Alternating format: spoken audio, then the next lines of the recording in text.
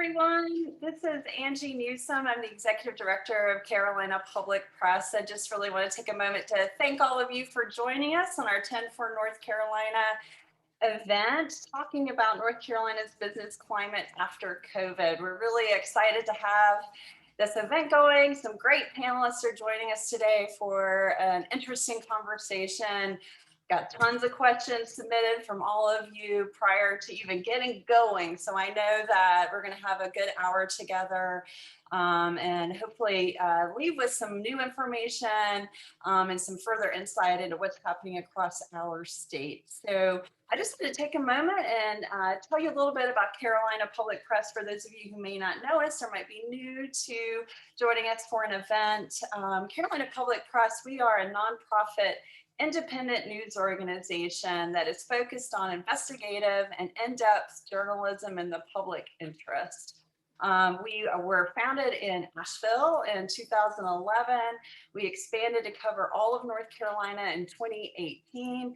And here we are celebrating our 10th anniversary with all of you. And we have a lot of work to do in providing North Carolina with a free and trustworthy source of public interest news about all sorts of issues ranging from business to healthcare to education, the environment, government, and more. So I hope for those of you who don't know about us, join us at carolinapublicpress.org, where you can find all of our reporting every day. And I really want to take a moment to thank those of you who are members and donors to CPP who help make our work possible, and the foundations who help make our work possible, and the sponsors who make our work possible. And with that, I would like to really thank Asheville Buncombe Technical Community College for helping sponsor this event and several others this year with 10 for North Carolina. So thank you so much for being a sponsor. Well, let me just tell you a little bit about what to expect today. We're going to ask everyone to stay muted and for your video to be off. We really want you to participate through our chat, and Elena Concia and Lisa Lopez, who are with Carolina Public Press, will be monitoring that and sending me your questions along with all the questions that you all submitted prior to us even getting started. So thanks again. This is the third of our 10 for NC events this year. The chat's always really active, so please don't hesitate to jump in there, comment, chat with one another, ask questions, and more. We have some more events coming up, so please watch for those at carolinapublicpress.org in your emails. Some of those include rural leadership in North Carolina, climate change and the coast, and more. We've already had one on news deserts in North Carolina and the reauthorization of the Violence Against Women Act, and you can find the recordings at carolinapublicpress.org. And also mentioning that this is going to be recorded. So if you'd like to share this with friends, family, your networks going forward, please do that. And you'll find it on our website within the next day or two. So with that, let me stop talking and get right to the people that you're here to talk to. Let me begin with David Mildenberg at Business North Carolina. Really happy to be co-hosting this with them, and David's going to jump in and ask questions along with me as the hour progresses. So thanks, Dave. We really appreciate y'all participating with us as we celebrate our 10th anniversary and have these great panelists here. And also, let me introduce Leah Wong Ashburn, who's the CEO of Highland Brewing. Thanks so much for joining us, Leah. Christopher Chung, who's the CEO of the Economic Development Partnership of North Carolina. Dr. John Gossett, who's the president of Asheville Buncombe Technical Community College. And Whit Tuttle, who's the executive director of Visit NC. So thanks so much, all of you for joining us. I'm going to start with a really broad question to let you kind of help us set the stage for this panel. Yeah. And others, if y'all could join in. Can you kind of tell us what's happened? I mean, this is broad by design. What's happened after, we'll put after in quotes, after COVID for you, your organization, your business, and perhaps your sector, if you'd like to speak that broadly. Sure. Yeah, I love the question because there's good news to relay, and I'm so grateful for that. We chose to be closed at Highland from Christmas Eve until mid-March of this year, and when we reopened, we just found that everyone was so happy to be somewhere, and with all of our outdoor space, they've been really happy to be here. So our taproom business has been setting records. Um, we sell most of our beer outside of Highland. We're in a few southern states, and summer last year, we actually sold a lot of beer because everyone went to the grocery store and no one went to a bar or restaurant. So groceries made up for some of that gap, and we know that we're going to struggle to meet those numbers because they were really strong last year.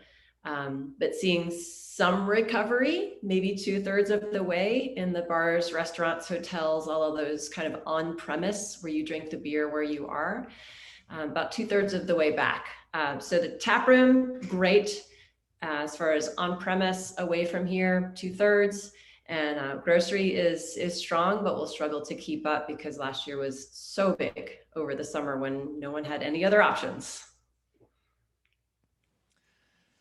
I'll speak from our perspective at the EDPNC. Those of you who don't know us, we handle a number of economic development functions on the state's behalf, everything from trying to recruit companies to locate here to promoting the state for leisure travel and tourism. And I'll defer to my colleague, Whit Tuttle, from our tourism team, who'll talk about some of the trends there. I'd say on the business recruitment end of things, I don't know that we've ever been busier in terms of the amount of activity that we're working right now involving companies that are looking seriously at North Carolina as a potential location for manufacturing, for food processing, for some other form of industrial operations.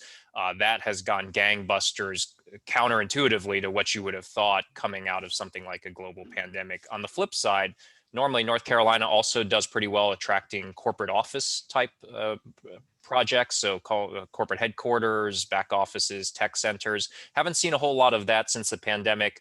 I think some of that is no doubt due to companies still trying to figure out what exactly their workplace strategy will look like coming out of the pandemic. Everyone, has learned about the value of working remotely, the productivity that can be achieved. So there's probably some question going on in the minds of companies as to, do we need a physical office? If so, how big is it? How often do we need people coming in?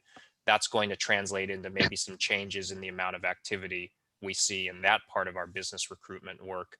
And then just as an organization, I feel like we have learned a lot about ourselves, right? We were not a remote work environment prior to the pandemic, but like many groups, we had to pivot quickly. I think we've learned that we can be productive. We do feel like there's value to bring everyone back in person. We'll do that later this fall, but we're no doubt going to have one of those types of hybrid workplace schedules that still keeps some of that flexibility that we all learned to appreciate these past 16 months. So maybe I'll let Whit talk a bit about what we're seeing on the tourism and leisure travel front.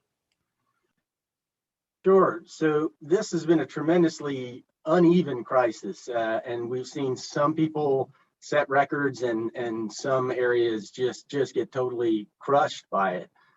Overall, I would say the state is recovering. We're doing really well. We're about 17% off of where we were before the crisis, but that's good because the U.S. as a whole is about 26% off. And so we've fared better throughout. We basically lost about 32%, so about $11.5 billion in visitor spending was lost. But overall, the U.S., it was about a 42% drop. So that's been good, but it has been tremendously uneven. We've seen outdoors areas, particularly in the mountains and the coast, do really well, some of them with record-setting visitation and numbers. And we've seen a lot of the urban areas really struggle. They're starting to recover, but group business meetings, conventions, business travel has not recovered yet. And so they're still struggling from that end. Angie, if you don't mind me jumping in, it's a nationwide occurrence. Community colleges lost enrollment. AB Tech was the same. An awful lot of our students have children, and the child care issues were just too much to bear. We're, as Chris said, we're exploring hybrid models of instruction. We're exploring hybrid models of bringing people back. It's been an odd year because I got here last July, right in the middle of the pandemic, and real quickly realized that we need to talk about grace on campus. We needed to be gracious to each other, to ourselves. This is something nobody's ever gone through. But to go to both Chris and Whit's point, this year we're talking about connections. People stick around, they come back, they stay engaged where they feel connected. So my faculty and staff will hear an awful lot about that from me, trying to re-engage those students who stepped away from higher ed for last year, and how can we get reconnected with them and make them feel a part of who we are and what we do. Yeah, to segue a little bit on what you, John, and Chris said, there was a question that came in, and I think it's a good one, about managing the reopening in terms of employers, both, for yourselves and Leah too. I mean, when you start bringing people back, what does that look like? There were questions about vaccinations. I'm kind of curious about how y'all are handling that, or what you think like overall best practice maybe. And of course, this is a moving target. I know that, and what you say today might change tomorrow. But I'm just kind of curious about what that reopening looks like for yourselves, and just what you see happening across the state. It's such an interesting time to ask, because I will share that just today, about an hour before this call, we had our first meeting ever at Highland about potentially adding childcare on our property. We've never talked about that, and we are 27 years old. So the need for childcare, the stress that parents were under during the pandemic, unbelievable. Like, my hats off to everyone with school-age children. But the continuing stress, because I think, about a quarter of the childcare facilities are still closed. Many are running at reduced capacity. It's hard to operate one in general. And so until that gets easier, I don't know how that will happen. Can it be cheaper to open one? Can there be less oversight, but still keep the children safe? Whatever that is, it's just tough. And I'll admit that we ended the meeting by Googling a few things and Googling, why don't companies offer childcare? And it scared us to death. So it's a dire issue. So that's one piece. There were a lot of pieces to your question. Another is having people come back to work. And I myself, I love having some time to work from home. I find the focus and productivity is excellent for me personally, and I know it's great for some of our staff. One of the challenges we've come across is that some of our staff don't have the luxury of choosing to work at home sometimes. We are mostly a manufacturing facility, and that's a fact of life, and we could not deal with it at all. But our style is to address it and to be sensitive to that, because we don't have two classes of people. We just have different kinds of jobs. So I want to talk through what else we can offer to folks that don't have the option to telework, and how can we make them feel recognized and accommodated in some way when they don't have that choice. So it gets complex. We want everybody to feel equally valued, even though they don't have the same flexibilities in some areas. Exactly. You're dead on. Some of our jobs can be done at home and arguably should never be able to come back to campus. However, I believe that humans are not solitary mammals, and especially education is very much a social construct. So, I think we've learned that we may be able to get some level of education done at a distance. I think for our souls and our spirits, we need to be together as much as we can. So what we have learned about, can we bring people back safely? Sure. Does everybody need to be back? Maybe not. And let's talk about that, especially with the benefit packages. And, community college educators haven't had a raise in quite a while. So what can we do? We can give our people more flexibility in the ways they work. Leah is exactly right. Not everybody has the opportunity to work from home. Connectivity issues. I know we're probably going to talk about broadband. I'd be shocked if we didn't. but not everybody has access to that. And just because it runs down the road in front of the house, not everybody can afford it. So even to say, oh, well, we can teach at a distance over the internet, not everybody has access to devices, to broadband. So it has really changed the conversation around AB Tech of how can we help our staff? How can we support our students? What are the things that we can do differently, strangely, unorthodox, whatever, to still provide our service to our community? I wondered if John Witt, you might share, hopping on what Angie asked on vaccinations and requirements. What are you seeing out there? Is that an old issue, or is it a real life story right now in the tourism and in the education industries? Well, real quickly, we were pleased to partner with Buncombe County to offer vaccinations on our campus. I told our faculty and staff that Muhammad Ali fight back in the 70s, where he was against the ropes and took a beating for so long. And when his opponent got tired, then he fought back. I felt like that's what we were doing. For so long, we took a beating. And then when we started giving vaccinations on campus, it was AB Tech's small way of fighting back. And it was thrilling to be able to do that.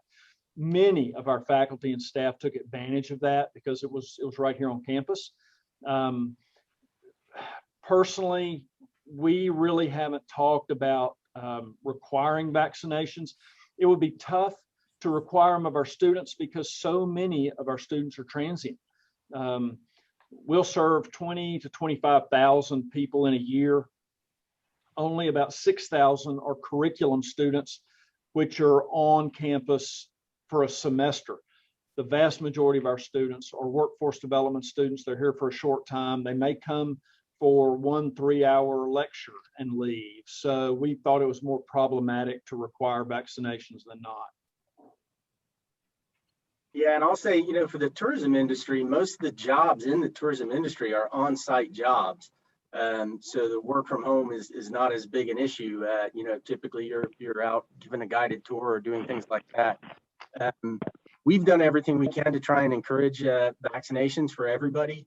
But I think at the business level, it's a mixed bag. What we've seen, I think, that has been more successful is not so much a requirement, but as an advantage, sort of the carrot instead of a stick, where companies have given either extra time off or extra benefits to those who are vaccinated in order to encourage that.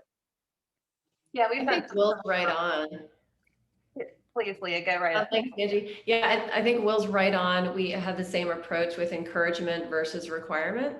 And I'm in Asheville, and Asheville is all about the vaccine. So I had employees like running a third of the way across the state on the first day that they could.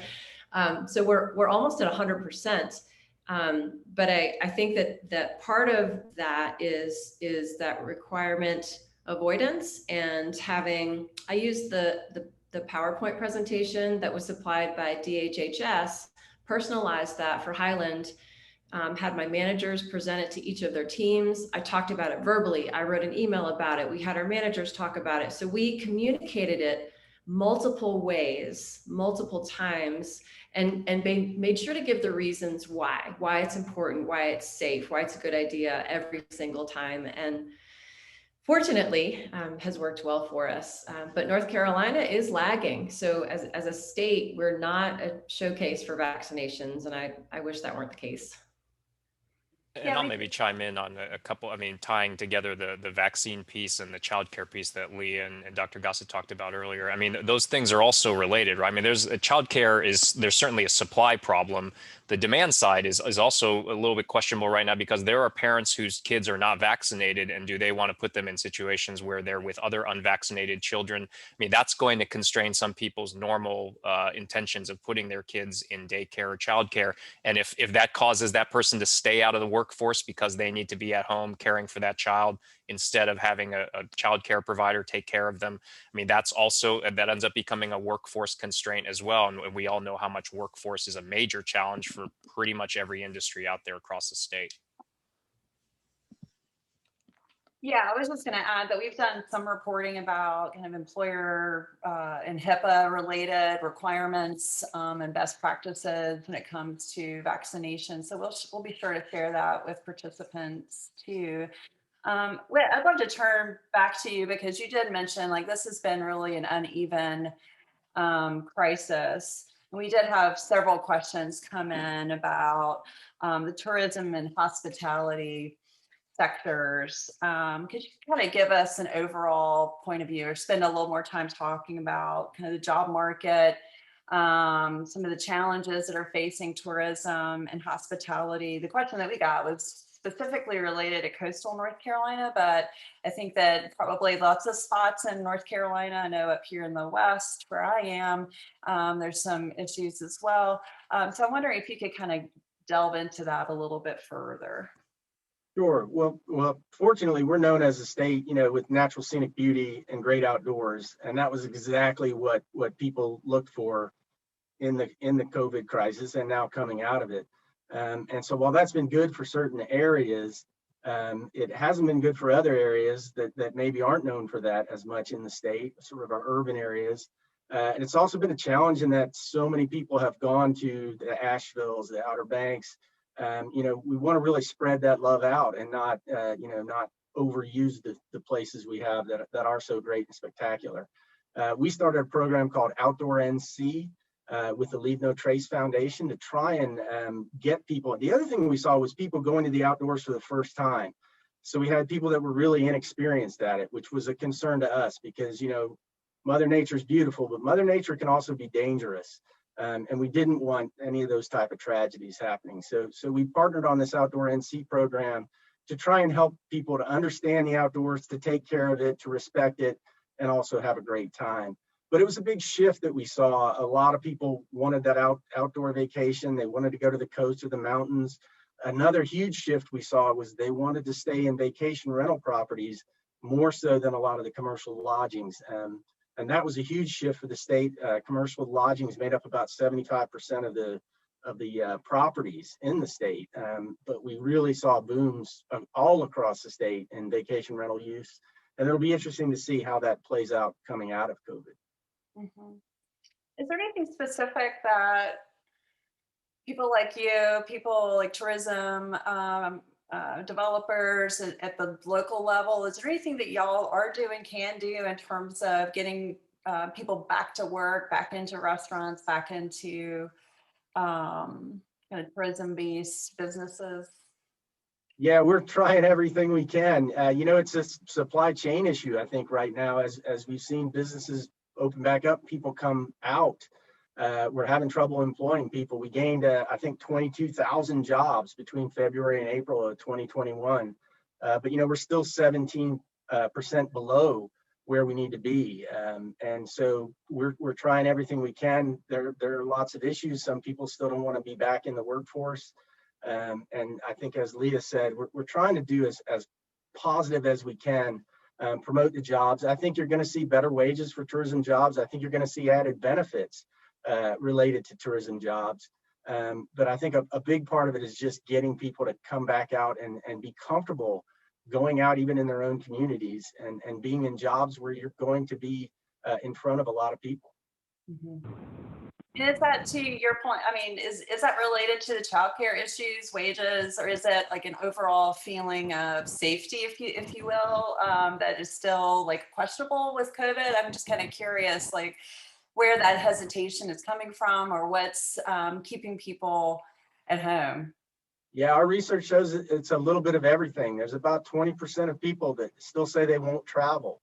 There's about 25% of people that say they're not comfortable with people coming into their communities. And so, some of it's safety, some of it's still childcare. As was said earlier, several childcare facilities aren't open yet, or children there are unvaccinated. So we're seeing all types of issues delay people. And I think we can fix some of it, and some of it we're just going to have to hopefully, get through the door. Chris, I wanted to ask you about labor shortages because, it seems like a national story, but is there anything particular in North Carolina? And I know it's very sector by sector, but what's your take on that?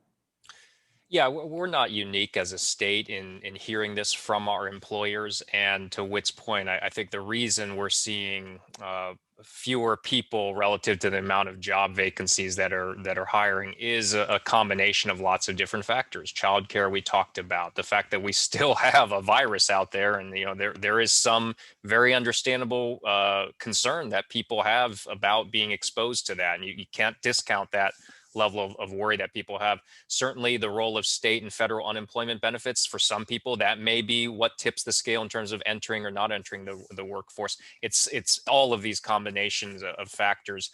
We are hearing that from employers in the tourism and hospitality sector, like we talked about. We certainly hear from manufacturing, from construction, technology. I mean, we remember, you don't have to go back very far. Go back 16, 17 months in your all's heads. The dominant conversation coming into 2020, when the economy was on a tear, 10 years into a bull run, it was tight labor market, strong economy, workforce was a challenge then.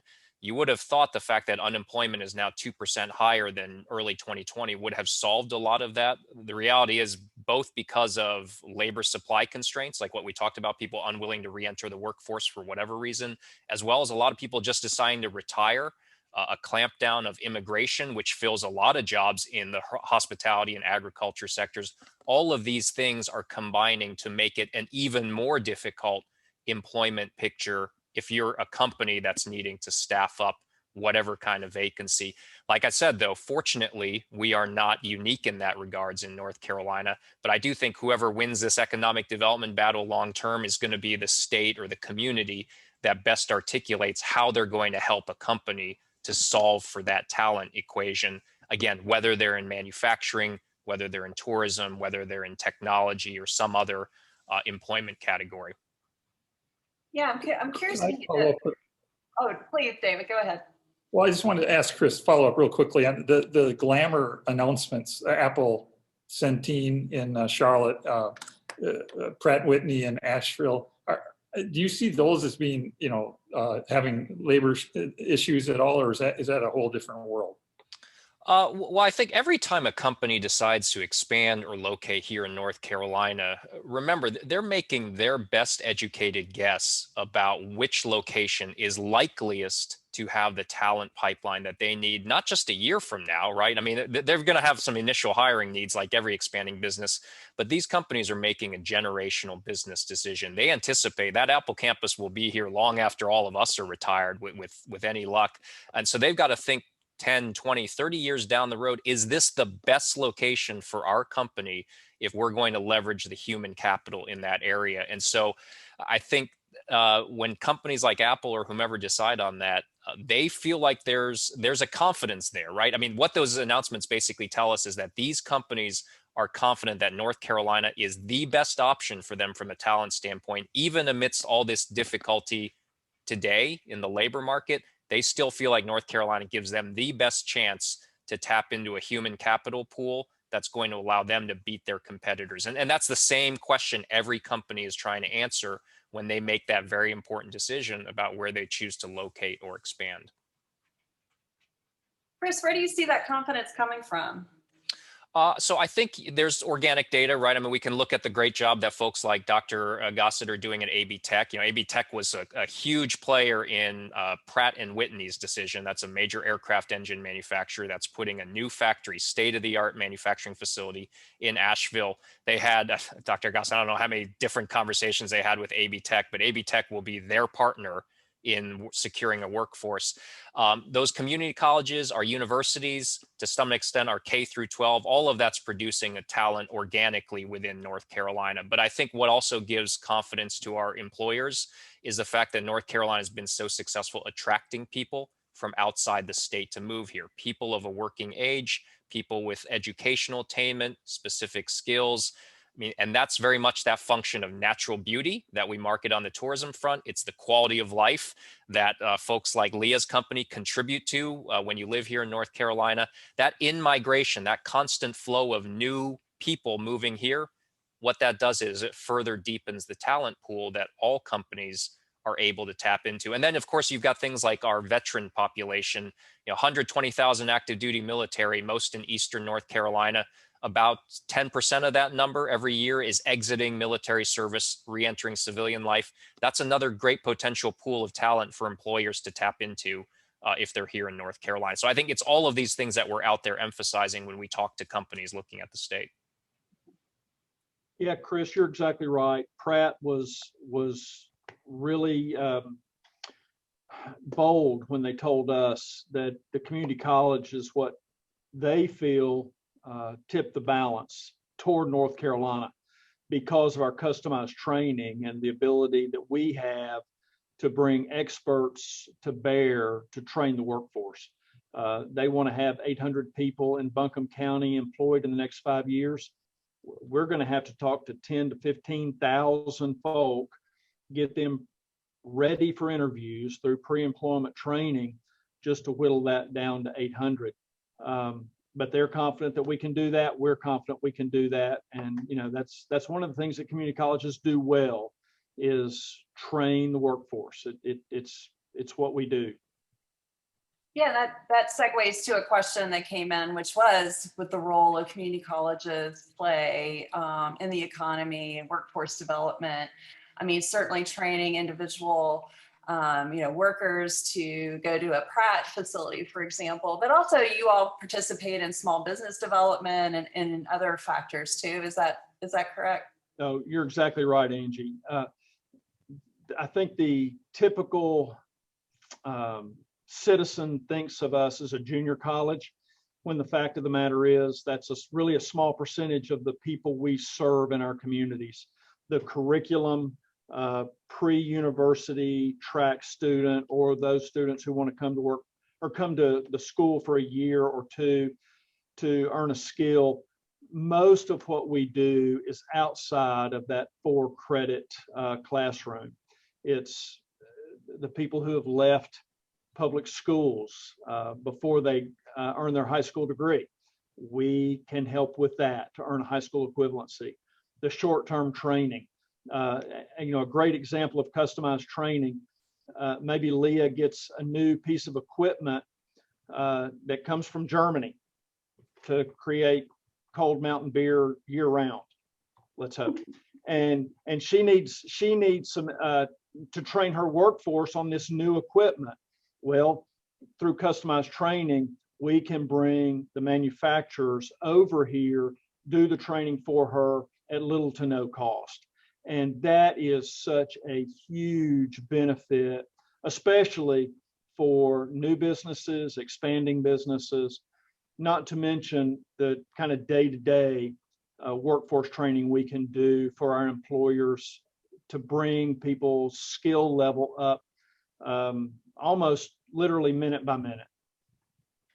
Right. Yeah, I'd love to add to that, because as much as I love being part of that conversation, and I have met and heard from some incredible success stories at AB Tech specifically, I'd love to add the training for trades. And so if you're talking about plumbers and electricians, and my business would not survive. We would have crumbled decades ago if it weren't for skilled tradespeople. And there is a gap, and the community college system can help tremendously for people to get into a trade that pays really well. It's highly skilled. It keeps small businesses going, and they don't have 4 years worth of debt to pay off. Right. That's exactly what I was going to add. There's like skilled trades, and that it's plumbers. It's also chefs, right? Or, people who are in hospitality and restaurants that often, and I do want to segue into kind of the rural economic and unemployment picture right now, or workforce picture, if I may. But AB Tech and other community colleges don't just serve major metros. They're also looking at, if I could be so presumptuous to say, they're also looking at some of what's happening in rural economies, and certainly that's where tourism is perhaps a make or break part of local communities. Yeah, I think, several of our local rural communities have turned to tourism if they couldn't get that manufacturing plant or company to come, or the big businesses. And tourism, you know, isn't a thousand jobs here, a thousand jobs there. It may be 5 or 10 here or there, but as it continues to grow, I think it continues to support those small towns. Also, what's encouraging part of the vacation rental experience is areas that won't get the big chain hotel to come in. Hopefully, we'll be able to use vacation rentals and then be able to expand those amount of vacation rentals there to get people to stay overnight. Because we see really the biggest benefit from visitors coming when they stay overnight. They tend to spend a lot more if you can get them to stay. And so for a lot of those towns that may not be able to get a chain hotel to come in, now hopefully more people will be more comfortable going and staying in rural areas and staying at a B&B or an Airbnb.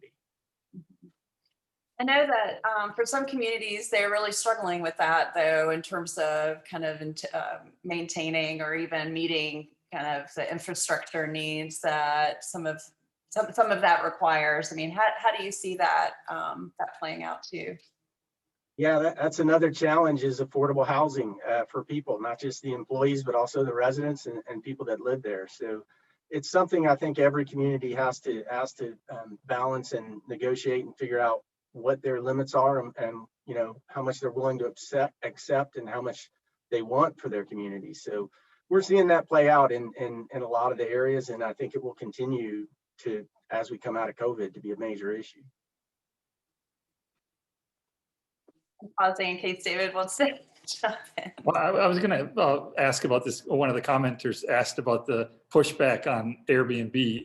Is that a real issue, Whit? Is that something that's very hot and heavy in a lot of the tourism areas? I think it is. Yeah, I didn't see the question, but the commercial lodging obviously sees Airbnb as a competitor, which I think is a fair thing to say. Although I think, you know, there's room for everyone.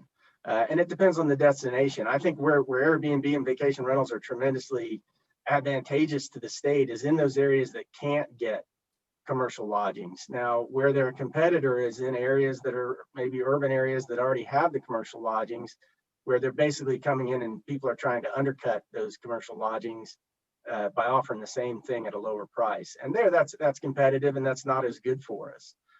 So I don't think it's an easy answer. I think it is competitive in some ways, and in some ways it really adds to it. But there's also a brewing neighborhood antagonism towards Airbnbs in Asheville and Charlotte and Wilmington. Isn't that right? Oh, definitely. And I think that's something each community has to work out. You know, it's not right for everybody, and it's not right for every place. And so you have to have those regulations and keep them enforced as we go in the future. We'll see more and more of that as these become more popular. Right, and certainly the state legislature's been wrestling a bit with Airbnb too, and we'll have to see what happens there. If I may, I'd like to turn to the rural workforce and just see what y'all think about kind of the disparity, that's my word, about the recovery. The Bureau of Labor Statistics, there's a national analysis done by the Daily Yonder, which we'll be happy to send out to folks, that showed that rural counties added jobs at the same pace as the rest of the nation in May, but the rural workforce has not yet rebounded from the pandemic. That overall, this is nationally, that it's down 2.1% compared to pre-pandemic, which is twice the rate of the decline in major metros. So I'm kind of curious if y'all are seeing that same thing happen in North Carolina. Certainly some counties, the Walmart's a major employer, local government is a major employer, the local school system is a major employer. I'm kind of curious what y'all are seeing, both in kind of the challenges in recovery and from an economic development perspective. Chris, like what folks in rural economic development should be thinking about? Sure. Well, first off, I'm not surprised to hear that statistic. I hadn't heard that before you just brought it up. But consider that rural America, rural North Carolina is typically older than urban counterparts. Of course, you'd more likely see people exit the workforce permanently through retirement. And let's remember, for a lot of households, as much economic damage as the pandemic brought, there's been probably just as many households that have seen their fortunes, their asset values increase significantly. I mean, look at where we are from a stock market standpoint. Look at what the stimulus checks have done to bolster people's household balance sheets. you probably, if you're lucky enough, you were very fortunately financially more comfortable today than you were before the pandemic started. I mean, that's been just one of those very uneven effects that we've referred to throughout this conversation. So all that to say that in some parts of the rural country and in the state, no surprise that that workforce might be smaller today because of things like retirements. In terms of rural workforce, I mean, there's no easy solution to this. I see Mike Hawkins, he's a former board member of ours at EDPNC. He led our rural initiative for a few years on our board. And I think one of the things we looked at was issues around broadband and housing, right? People often think about affordable housing in an urban metropolitan context, but it's just as much of a challenge for some of our rural areas. Wall Street Journal had a great article yesterday about Ketchum, Idaho, right? It's a big tourism destination, but people are having to live in tents and other sort of makeshift housing because they're flocking there for jobs, but there's nowhere for them to live once they move there. And that's very much a challenge in a lot of rural North Carolina, rural America. If you're a manufacturer and you want to hire a plant manager or engineering technicians to work at the factory you've got, but there's no viable housing options for those individuals to choose, they're either not going to live in that community, therefore the community loses out from the spending power of that person moving there, or that person just won't accept that job because they can't find a good place for themselves and their families to live. So this notion that affordable housing is just in our urban or metro areas, it's just as much of a challenge to the workforce supply question in our rural communities. Unfortunately, there is no easy solution, right? You've got things like opportunity zone incentives at the federal level. You've got housing tax credits that states use to spur development of this type of workforce housing. I mean, it's probably got to be an all of the above type solutions portfolio to begin to make some sort of dent in this problem. Yeah, and if I may jump in and say broadband, I mean, you all have all mentioned that already, but certainly we know end of the line broadband, and even where it's available, how expensive it can be remains a huge issue in some urban areas, truthfully, as well as rural North Carolina. I mean, I'm kind of curious where y'all view that within your own work and kind of next steps for the state's recovery. I'll start here just to continue on that. I mean, the governor just unveiled a new broadband proposal a few weeks ago. It's leveraging some of the federal American Recovery Act funding to invest in this issue that we all know. I think both sides of the aisle agree that greater broadband access isn't just good from an economic standpoint. It's good to access telemedicine and healthcare. It's good for accessing educational resources. So I think the nice thing about this $1.3 billion plan that the governor just rolled out is, one, it addresses the physical extension of the infrastructure, making it more accessible. That's great.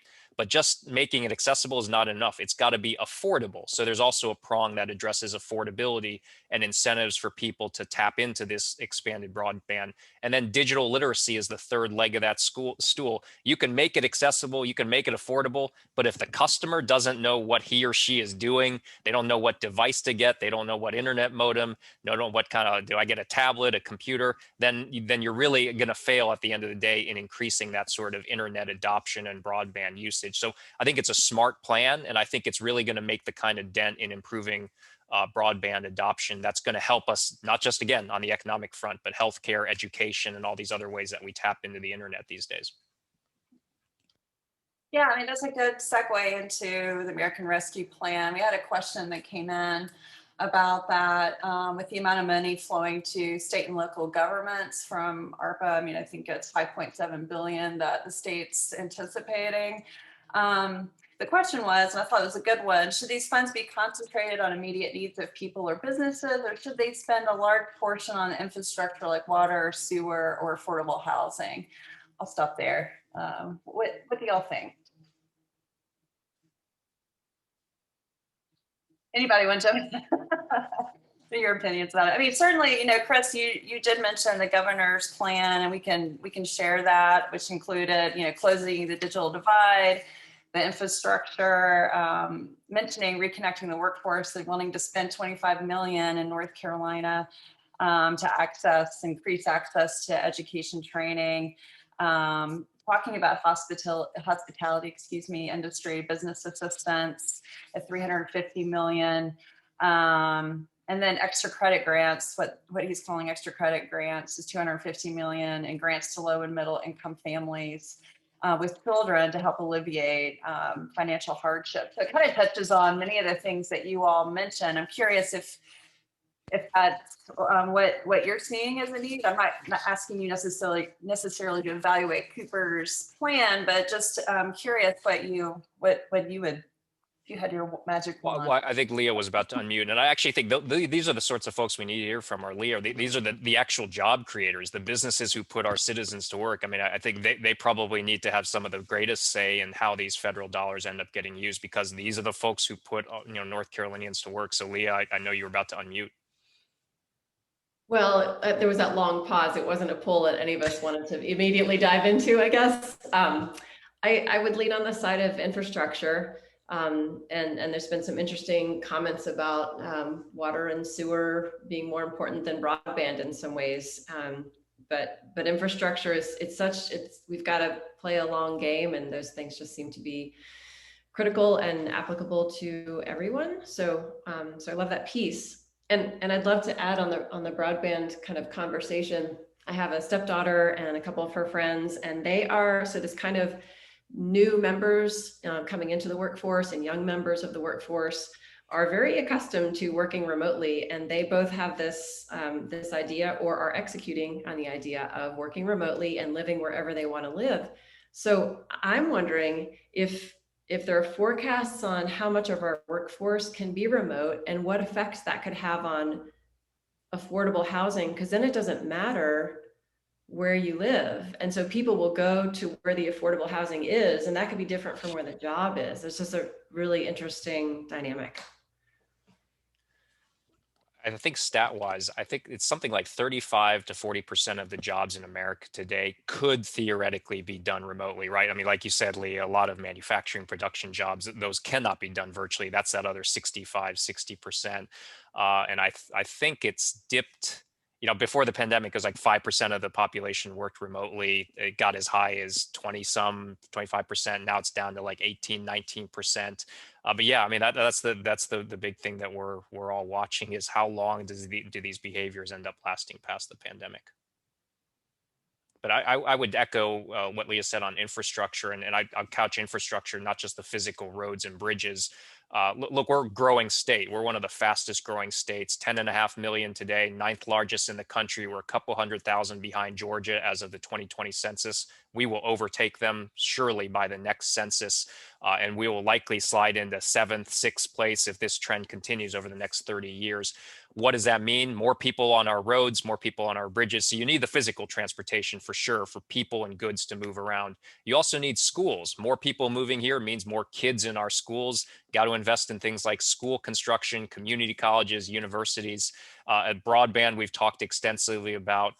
Infrastructure takes a lot of different forms, but just those are a few of the ways that we need to get ahead of this growth that we don't see stopping anytime soon in North Carolina. It's a good problem to have. I'd much rather be growing than not, but it doesn't mean we're not going to have some unique set of problems based on that projected growth. And infrastructure is absolutely got to be one of those priorities.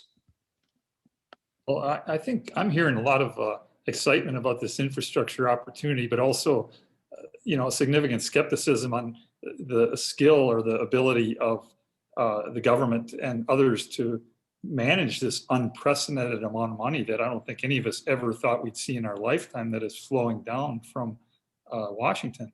And let's tee it up for John. Community colleges, we all agree, are so important, but like he said, they haven't gotten a raise since 2018.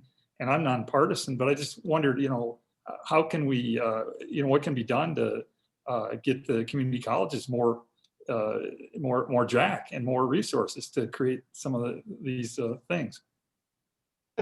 You've kind of set me up to answer a question that I'm not really willing to answer. Yeah, I've been in this industry for over 30 years, and of course, I think we are the most important piece of the education pie.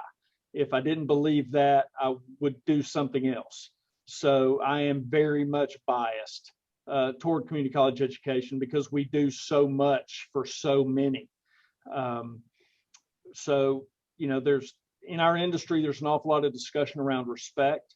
about what we do. There's an awful lot of discussion about education, about the broad breadth of things that we can do for our communities.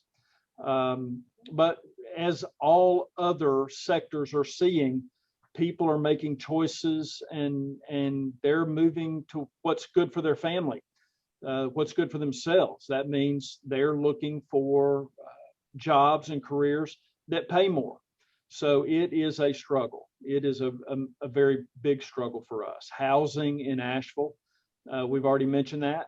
It's an issue, and I know that's an issue, as Chris talked about, not only affordable housing, but housing, period, in some of our communities. And our rural community colleges really struggle with that as well. So how do we solve that problem? Gee, David, I'm not real sure. Other than, we're going to keep doing what we know is right for our communities and trying our best to tell the story of all the things that we can do, and hopefully people will start to listen. I see that Representative Turner is here with us. He's a huge proponent of the community colleges, and we need more of that because I believe we can make a difference, and I know that we can do it pretty quickly. I have one other question. I know that time is getting short with us. I don't want to let this go unasked. And that has to do with minority-owned businesses in North Carolina and ensuring that, or asking rather, what can happen to ensure an equitable recovery from COVID for minority-owned businesses. I'm kind of curious across the board, multiple sectors, and maybe different answers. Anyone want to take that on?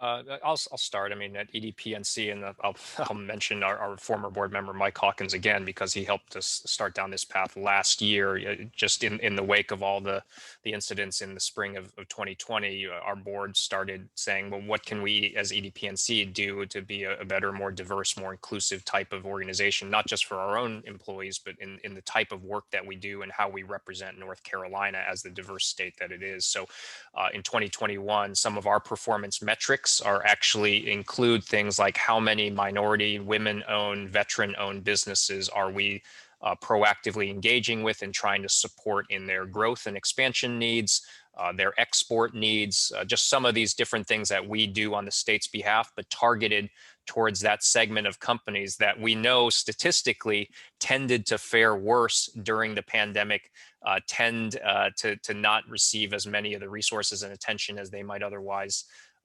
deserve. And so I think that's been a deliberate focus of ours in terms of EDPNC's work on more the business support side of our operation. What does that business support look like now? Oh, it's all over the map. I know I've got one of our colleagues who covers the Northeast region is on this Zoom call today, but her day to day, for example, it might be sitting down with a manufacturer and understanding what challenges does that manufacturer have in terms of continuing to expand further in North Carolina. For a lot of our companies right now, it is workforce, right? Again, we do not want to undersell just how vital the workforce question is for pretty much every company. I'm sure Leah can speak to that as an employer as well. We hear that from every company, but sometimes it may be accessing certain federal or state resources that can help them with that expansion. We have a team that's focused on helping companies export globally. That's a great growth avenue for a lot of our manufacturers who may not be aware that these resources exist to support their global expansion efforts. It can be different in every single conversation. I'd say workforce is the defining topic, but then beyond that, it's really going to be unique to the situation that company's in, and really even the geography where they're operating in the state. I don't have any magic sauce, but we were really fortunate to staff our new tap room downtown, and it opened about 3 weeks ago. So I had a lot of fear that we wouldn't be able to staff it. We were able to. So I think the awareness that has been raised for me is that there's never been a better time to be a good employer. And maybe the whole business community will learn a little bit about listening to what employees need and be able to tweak that in a way that we can still, be profitable businesses that can keep giving those benefits, whatever they look like to folks. But it's been an interesting time to really dive deep into conversations with staff. Mhm. And so you talked about childcare, I mean, I know other businesses are doing signing bonuses, talked about increases in or hourly wages. I mean, are there other like very specific things that employers are doing now that are bringing people back that you find is helpful in terms of workforce development? One resource that folks might be interested in, we've partnered on occasion with a group called Family Forward North Carolina. They're part of the North Carolina Early Childhood Foundation, I believe. But Family Forward NC is all about helping employers in manufacturing and in hospitality design strategies that work for their businesses, but ultimately have the goal of a family-friendly workplace, which, you know, Leah alluded to. It's if you're a good employer and you're seen as family-friendly, supportive, whatever that definition is, you're going to have a greater chance of attracting and holding on to the people that you need to be successful. And Family Forward NC, I think they've got a lot of good examples of what they're seeing around the state in terms of what companies in these different sectors have done to make themselves that more attractive employer of choice in their communities. And like Clea said, this has never been a better time to differentiate yourself as an employer, just given how hard it is to fill a lot of these jobs. I think that's great. We'll be sure to share information about Family Forward and see, or at least drop a link into the email that will go out to all the participants, and information at carolinapublicpress.org. Thank you for sharing that, Chris and Leah. Before we wrap, I just want to give a few minutes to let you all, Whit, Dave, John, Leah, Chris, if there's anything else that you all would like to add before we sign off. Please jump in. Well, I'll start if you guys want. I did want to point out, that U.S. households have managed to save $2.3 trillion throughout the pandemic. So while there have been a lot of crises, there is a lot of pent up demand, and it's going to come. I think we're going to see it in North Carolina. Our businesses are going to have to find a way to accommodate it, be better businesses, and do that. I think it'll come, and I think the state's done a tremendous job so far, in the administration, in working out with those federal funds and passing them down and making them useful. Infrastructure is always important, and there'll be a million different ways that we use them to go forward. And the community colleges, it's just an exciting time to be in North Carolina. We have what people want. I think it all comes down to quality of life. The visitor looks for that, the resident looks for that, and the businesses look for that. And as anything we can do to expand that is just going to really help our state.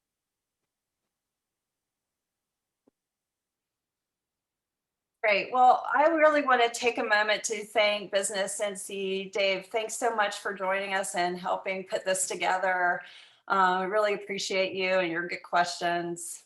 Oh, thank you. And hey, 10-year anniversary for doing what Carolina Public Press is doing is really impressive, because coverage journalism is in a bad way, but Carolina Public Press is figuring out a way to make it really make it work. And it's really awesome of the foundation and others to be supportive of what you're doing. So thanks so much. Oh, that means a lot, Dave. Thank you. Well, we really appreciate partners like you and all the other news outlets across the state that we work with. So thank you so much. We really do appreciate AV Tech for sponsoring this event, and they'll be sponsoring more coming up throughout the year. If any of your businesses, organizations would like to join and sponsor this event series, please reach out to us. But we also really want to say thank you to all the donors, individual members, and foundations that make Carolina Public Press possible. There are lots of you on this line right now. I really want to say thank you. We are nonpartisan and nonprofit. We're not affiliated with any national news organization. So we're North Carolina grown and devoted. I like to say that. So if you like to support news that makes a difference in North Carolina, please join us. Thank you, Whit Tuttle, Dr. Gossett, Leah Long Ashburn, Christopher Chung. You all are great panelists. Thanks so much for sharing your expertise with us today. We have some great events coming up in the future, like I mentioned when we started. So you can find more of our 10 for NC event series at carolinapublicpress.org, and in your email, we'll shoot you all some information and invitations as those get developed and happen throughout the year. They're free. Share it with your friends, family, networks, and please let us know what you'd like to hear from us, and news. Let me tell you that our investigative news, our enterprise level news comes from information that folks just like y'all share with us. So please do reach out if there's things happening in your community that needs attention and needs journalists and reporters to talk about and to share and report on. Please don't hesitate to reach out to us. We're all over the internet, but certainly you can reach us anytime at carolinapublicpress.org. So again, thank you all very much. This is going to be recorded and shared, and I really can't thank all of you enough for joining us today. So thank you and have a wonderful day, everyone.